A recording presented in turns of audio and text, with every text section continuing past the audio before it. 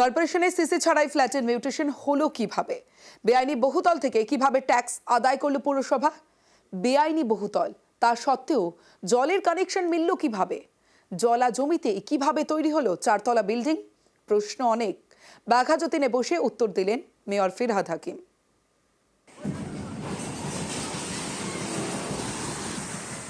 বাঘাযতীনে মঙ্গলবার দুপুরে এভাবেই গোড়া থেকে ভেঙে পড়ে চারতলা বিল্ডিং।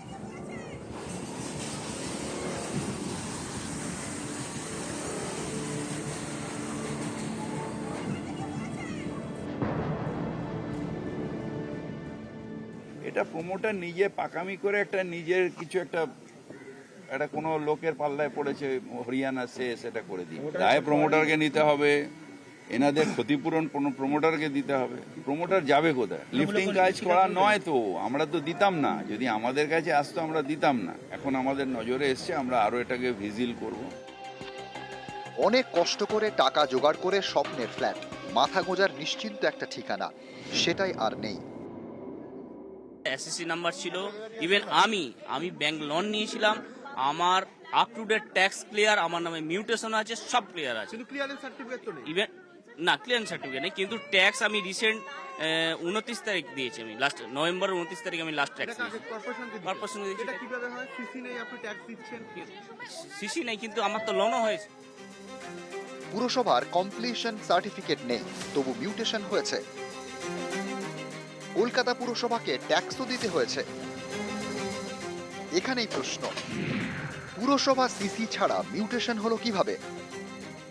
মিউটেশনের সাথে আবার সিসির কোনো, সুপ্রিম কোর্টও দেয়নি। মিউটেশন ইজ অনলি আপনি যে ফেসিলিটিটাকে ইউজ করছেন, এই রাস্তাটাকে ইউজ করছেন, স্ট্রিট লাইটকে ইউজ করছেন, জল ইউজ করছেন, ড্রেন ইউজ করছেন, তার জন্য আপনি ট্যাক্স দেবেন এবং বাড়িটা মিউটেটেড হয়ে রয়েছে। মিউটেশন হয়েছে কারণ উনি তো 2 নম্বরই হয়নি, স্ট্রাকচারালি ইঞ্জিনিয়ারিংই ভুল হয়েছে, কিন্তু ওনার তো কোনো ভুল হয়নি। পুরসভার সিসি নেই, তাহলে কিভাবে মিলল জলের কানেকশন? এখন তো সুপ্রিম কোর্ট বলে দিয়েছে যে সিসি ছাড়া সেই বাড়িতে কোনো ইউটিলিটি যাবে না, মানে জলও যাবে না, ড্রেনও যাবে না, ইলেকট্রিক সাপ্লাইও দিতে পারবে না যতক্ষণ না সিসি পাবে। এটা রিসেন্টলি সুপ্রিম কোর্ট একটা রায় দিয়েছে। এখন সিসিটা না। স্থানীয়দের দাবি জলা জমিতেই বহুতল তৈরি হয়, তাই এই প্রশ্ন উঠেছে, জলা জমিতে বহুতল হলো কিভাবে?